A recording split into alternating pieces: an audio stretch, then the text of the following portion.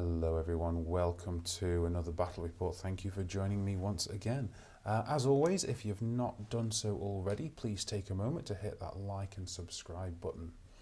Now, this one was a 4,500 point game of Orcs and Goblins, played by myself, against Asklanders, played by my good friend Silas. It's been many years since I've played Orcs and Goblins, but I've thrown together a primarily Orc list just to see how it goes. So, as always, I'm going to flash up the army lists and you can pause and take a closer look, and then we will get into deployment.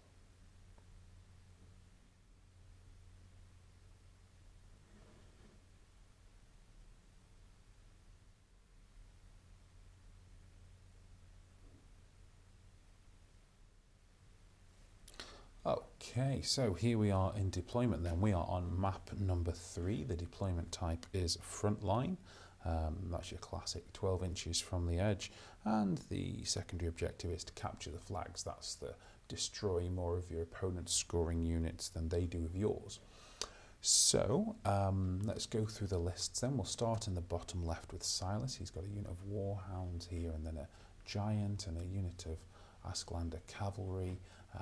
He's got a unit of warriors, a chief on a behemoth, and then a big unit of Asklanders with both a chief and a shaman, and then a smaller unit of Asklanders with another chief and another shaman, and a unit of warhounds. He's also ambushing with a unit of flayers and a unit of huskarls with a chief.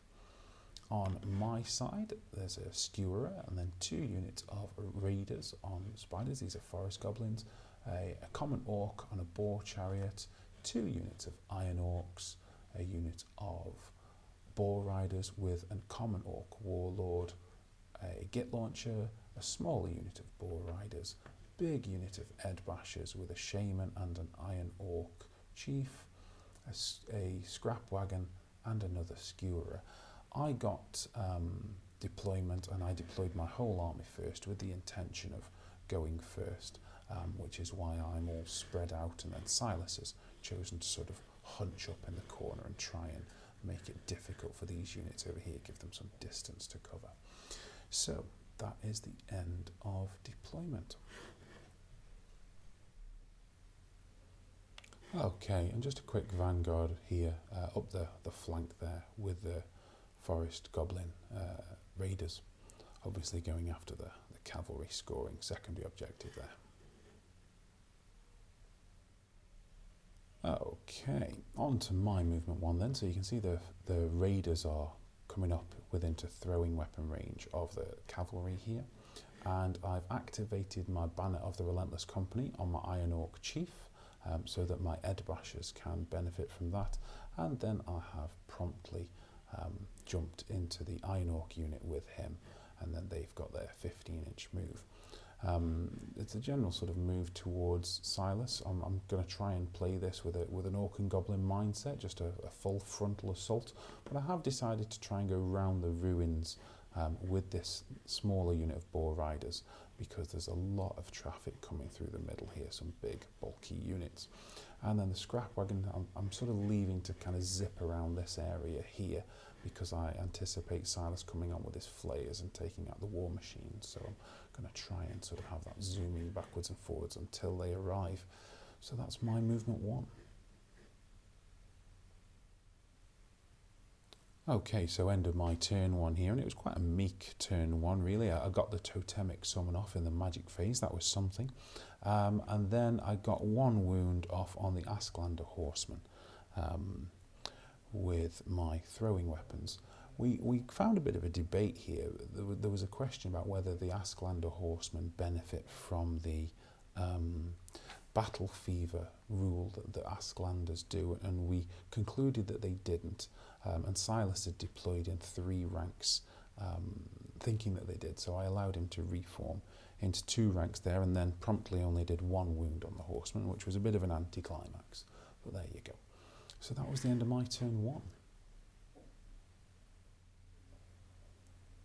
Okay, end of Silas's movement 1 here then, and you can see his horsemen have charged and caught the raiders, and I was hoping that he would do that actually, because that's going to enable my chariot to make a charge on his horsemen there, and I think that the chariot will do a good number on them.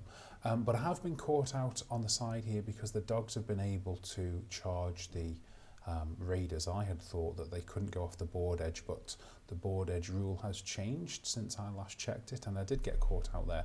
So the dogs were able to briefly go off the board edge and then come into the raiders. So a little bit worried about this unit of raiders over here. And then other than that, it's just a gradual advance forwards, except with the warriors. And the shaman has jumped into the warriors unit, when I think Silas hasn't noticed the totemic beast here, so the shaman's potentially in a bit of trouble there, and a bit of chaffing with the dogs. And that's the end of Silas's movement 1. Okay, end of Silas's turn 1 here then, and you can see that the warhounds have smashed through the raiders, taking out one warhound in the process, but that's not going to save me very much. And he has also got the Wrath of God demarcated by that Veil token counter in the middle there, off in the magic phase. And that was the end of Silas's turn 1. Okay, on to the end of my movement 2 here then. And you can see that the chariot has got into the cavalry there, and the Iron Orcs here have charged at the warhounds. I've done a swift reform with units over here and kind of come through the gap here, letting the boar riders go first because they're faster, of course. Wasn't sure whether to charge these Asklanders or not, but I thought, you know what, I want to play this game like an orc, and an orc would not stand and stare at an opponent that's there for the taking. So in we go. I've gone with the one on the right side there so that I can face off this other unit when it flank charges me, and if it runs forward then I can get a charge on it. So yeah, playing like an orc. Other than that, coming around the gap, scrap wagon kind of zooming around in the corner waiting for the flayers to come on. That's the end of my movement 2. Okay, so end of my turn 2 here then. And in the magic phase I've got the Rod of Battle. That's a bound item off on my Iron Orcs here. And I think the Rod of Battle is a very worthwhile item. +1 to hit is actually really quite powerful. And I've also got Swarm of Insect off on the dogs that were over here, who then promptly fled off the board. So bye-bye dogs. My war machines all missed for a second round. One of them didn't actually fire though, because he's so far out, thanks to Silas's deployment, that he's kind of edging sideways across the board. The Iron Orcs here killed the dogs, obviously. Disappointed with the combat in the middle here though. Hitting on 2s, I only got 10 out of 17 attacks, so that was very disappointing. Although I did make 3 out of 5 6+ saves, so that was some consolation, although I'd have rather had 7 more hits than probably about an extra 2 saves more than I should have made. So anyway, this combat I won, but the Asklanders held on there steadfast. And then the shaman in the boar smashed and caught the fleeing cavalry over here. So I'm up on the secondary objectives. Down here, the beast won combat and inflicted 2 wounds on the wizard master, but Silas was able to reform. That was the end of my turn 2. Okay, into Silas's movement 2 here then, and you can see that he's got off 2 charges, one onto the flank of the Iron Orcs here with this big unit of Asklanders, and then of course his chief on Behemoth trying to avenge the cavalry over here. He's also brought on his ambushes on the back line here, so his Huskels have come on there and his flayers have come on the side here and flayed off one of the orcs. And I think I've probably made a mistake here. I think I've overestimated the importance of my war machines. I figured he might come over here because there are 2 war machines ready for the taking, and maybe kind of come up behind me as well. So I've left the scrap wagon zooming around here, but clearly not. So I think I've made a bit of an error in judgment there. And then, yeah, that was it actually for Silas's movement 2. Okay, on to the end of Silas's turn 2 here then. So in the magic phase, he got off another Wrath of God. He's pumping loads of dice into these and rolling quite high. But then he really got screwed over, because when his first Wrath of God came down, it did 2 hits per unit on 2d6, so that sort of adds weight to the theory that Silas's virtual dice are cursed.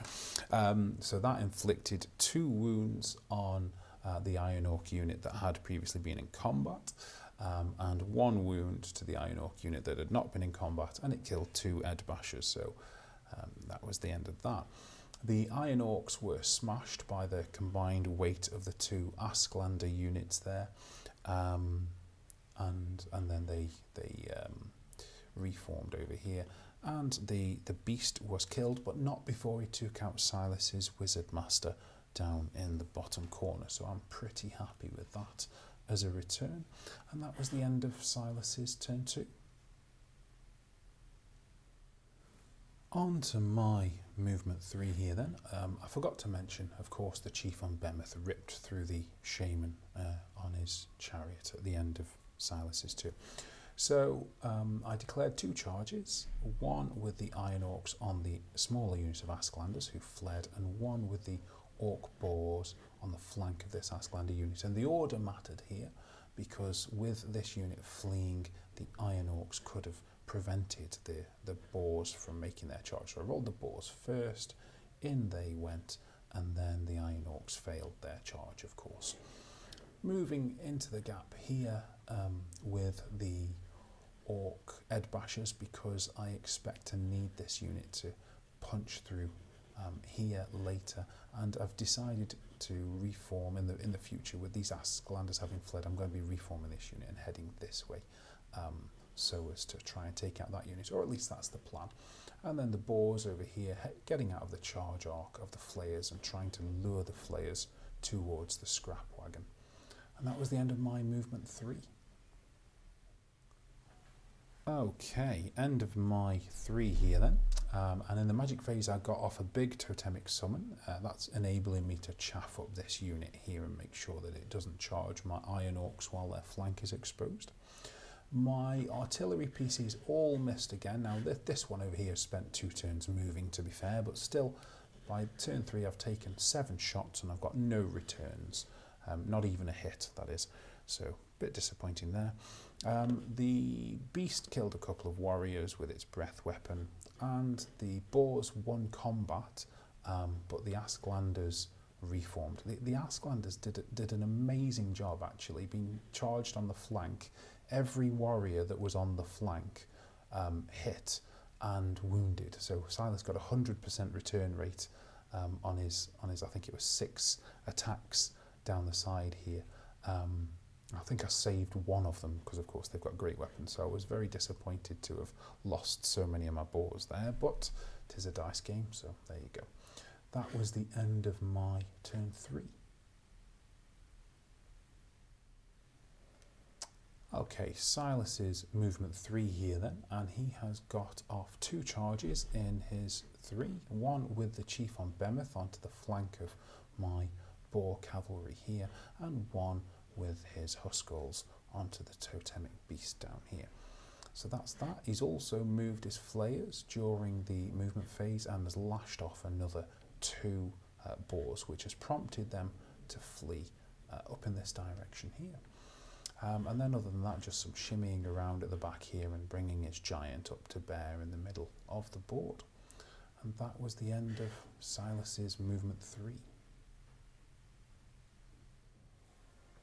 Okay, on to the end of Silas's turn 3 here then, and I should have made mention in the movement phase that the Asklanders had rallied over here. But anyway, the Boars were smashed through by the Behemoth, but the general did manage to escape when fleeing, so that was something.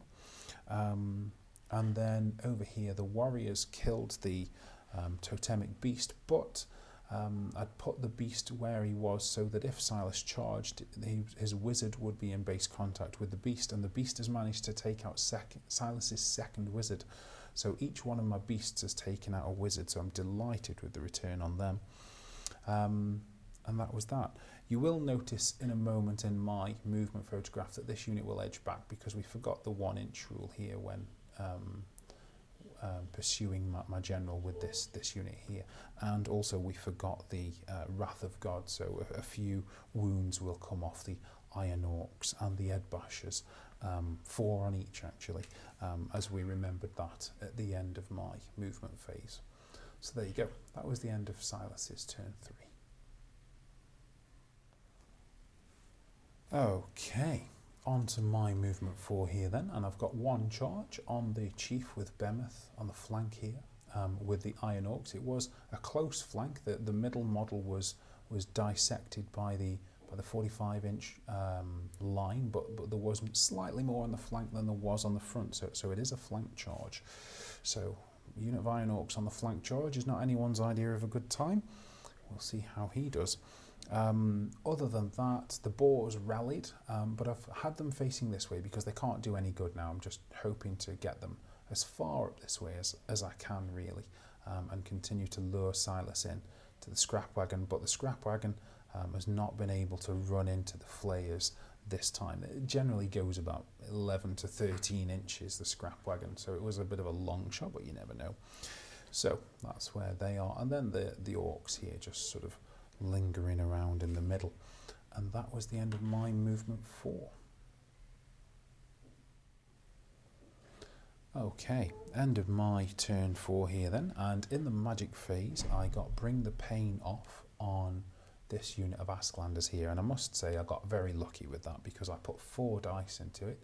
Silas quite rightly estimated the importance of it and put all 5 of his dice into the dispel attempt, but my 4 dice beat his 5 dice, so he was quite unlucky there, I feel. That though meant I was able to get the Rod of Battle off on my Iron Orcs, giving them +1 to hit, with just 2 dice because Silas had used all of his, so I cast it with the lower bound value. And then I got Break the Spirit off. This was all on the Behemoth at the time, but rolled a 666 on 3 dice, miscasting, but having the Death Cheetah on my Wizard Master there meant that I was only going to take 1 wound, so that proved to be a sound investment.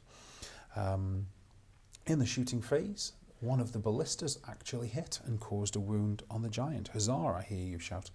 Don't get too excited, that's all they're going to do for the whole game. And then with 3 spells in their favour, the Iron Orcs and the Iron Orc Chief smashed through the Behemoth, although the Chief took 2 wounds in the process, and ran into the front of the Asklander unit here, ready for Silas's next turn. So that was the end of my turn 4. Okay, on to Silas's movement 4 here then, and there's just been the 1 charge with the giant coming in on the flank of the Iron Orcs there. Silas has also ran his flares up on the Boar cavalry over here, finishing them off, but I'm quite happy about that because now my scrap wagon will almost certainly be able to run into this unit. So that was the end of Silas's movement 4. It is worth noting that Silas has kept his 3 units down here kind of lurking around the back and is therefore not getting a very good return from them. They're not really being brought to bear. Anyway, that was the end of Silas's movement 4. Okay, Silas's turn 4 here then, and of course there's no magic and there's no shooting, so it was straight into combat. Silas issued a duel with his Asklander champion, which I was delighted to accept with my Iron Orc Chief, because of course my Iron Orc Chief was only down to 1 wound, so anything that reduces the number of attacks on him was playing to my favour. So he accepted the duel and swiftly dispatched the champion. The giant did a real number on the Iron Orcs, coming in with, I think it was 6 attacks, hitting on 4s. He got 100% hit rate on 4s and 100% wound rate on 2s. So the giant had a really good combat. The Iron Orcs had quite a good to hit run as well. They hit 13 out of 19 on 4s, but then only 8 out of 13 on 2s. So the Iron Orcs kind of levelled off and averaged out. However, it just goes to show just how nasty a unit of Iron Orcs with an Iron Orc Chief in it is. They actually won combat by 2, in spite of getting charged on the flank with a giant and having a great big unit of Asklanders in front of them.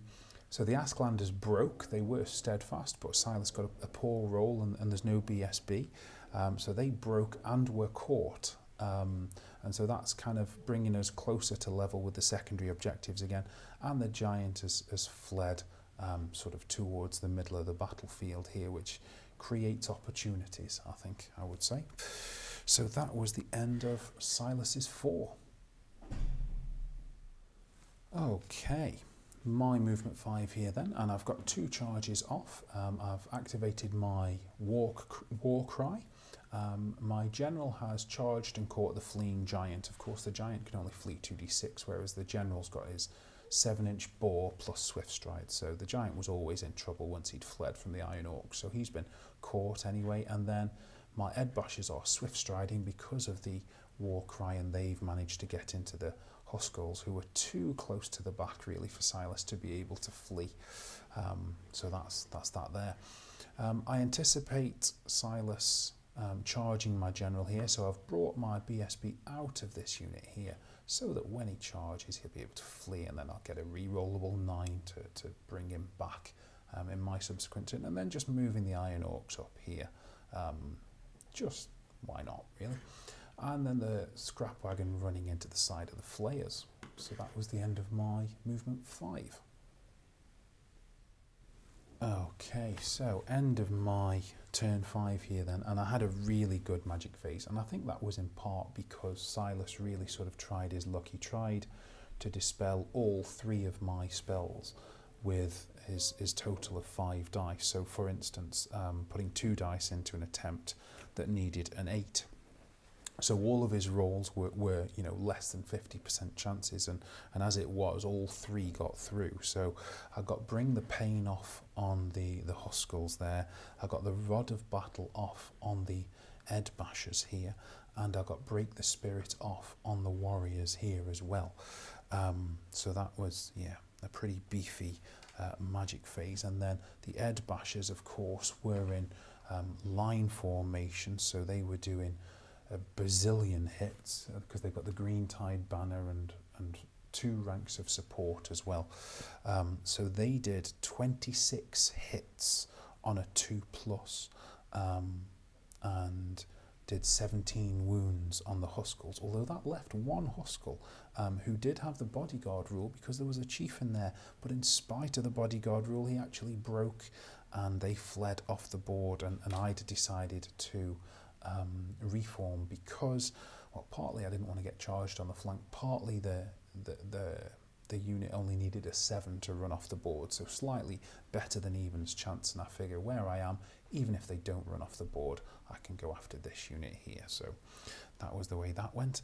And then the scrap wagon beat the unit of flayers, but not enough to kill them, and then they fled, I think 8, but the scrap wagon had a pathetic pursue roll of I think 4 or 5, so didn't actually catch them. Must have been 6 actually, looking at that distance there.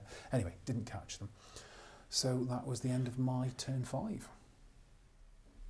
Okay, so on to Silas's movement 5 here then. 1 charge with the Warriors into the Edbashers, although he has taken 5 wounds from dangerous terrain because I'd got Break the Spirit off on this unit, anticipating their possible movement.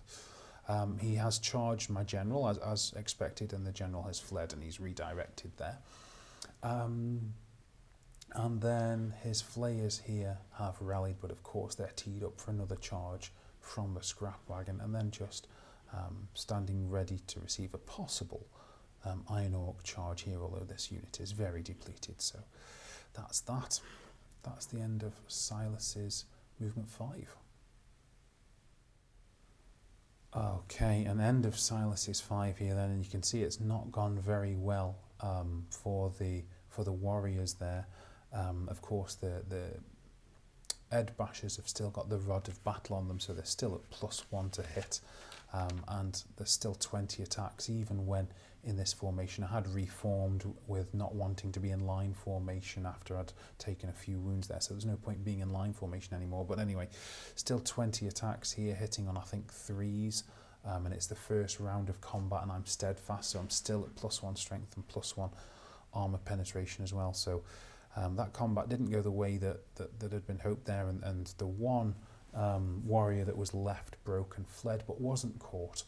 And that was the end of Silas's turn 5. Okay, on to my movement 6 here then. So the Edbashers have been able to charge the flank of the Asklanders here because they were able to pursue the warriors who had charged at them. So that's opened up a charge here, and the scrap wagon has run into the flayers over here. So it's looking pretty good in turn 6. That's the end of my movement. Okay, end of my turn 6. I should have made mention as well that the general had rallied on his rerollable 9 just there, and I had charged originally this one fleeing model, basically trying to just push it off the board before I went after the other one, but it didn't quite go off the board. So in my 6 then, I got Break the Spirit off on this unit here, and then the Edbashers beat but didn't catch the Asklanders who were fleeing there, and the scrap wagon with its 2d6 strength 4 impact hits finished off the flayers. And then in Silas's turn 6, neither his warriors, who were needing a 4 because there's only one of them left, rallied, nor his Asklanders, who were needing I think it's a 7 or an 8, but he rolled a 6 and a 10. So both of Silas's remaining units are fleeing at the end of his turn 6, and so that was the game, which of course, as there are no non-fleeing enemy units left on the board, ended in a 20-0. As you know, I like to sort of reflect on where I was lucky and what I did well and so on and so forth. I think Silas, he's tried this sort of hunker up in the corner thing twice, and it hasn't worked for him. The fact that his units kind of came at me one at a time rather than all at once allowed me to sort of dismantle them piece by piece, really. And I think that was fortunate from my point of view.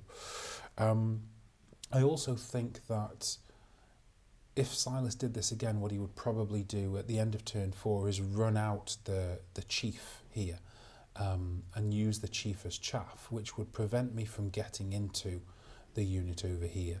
And then also to not charge would have prevented me from getting a pursue, which would in turn have prevented me from getting into the Asklanders. So that sort of rampage that the Edbashers have been on in turn 5 and 6, I think could have been stopped at the end of turn 4 in hindsight. But what went well, what didn't go so well? War Machines were absolutely useless. They inflicted 1 wound total in the whole game, and they will be dropped. They're just nowhere near as effective as the Shaman Chariots. The Git launcher cost as much as a Shaman Chariot, so that's an obvious swap. I think I misplayed the smaller bore unit. Coming round here, I just made it too easy for Silas to take off one of my scoring units. Shaman Chariots, love them, they're awesome. I got lucky with the Flux cards. If you look closely up here, I never got Flux card 1 or 2, so there is that. And I think I misplayed my Raiders as well, sort of overcommitting at the start there, although I did set up a charge for my Shaman Chariot, which was deliberate. I'm going to give Pyromancy another outing, I think, on my Orc Shaman, because I didn't really get a chance to get it off, but I do wonder about putting him on Shamanism and just getting a 4th Shamanism spell, because I've not got the Magical Heirloom, because I want to have Talisman of the Void for those extra channels, although there is a question in my mind about how much value for money that gives. Anyway, that was it. So thank you for watching, everybody. I hope you enjoyed that. Well done for staying all the way till the end of the video, and I will see you next time.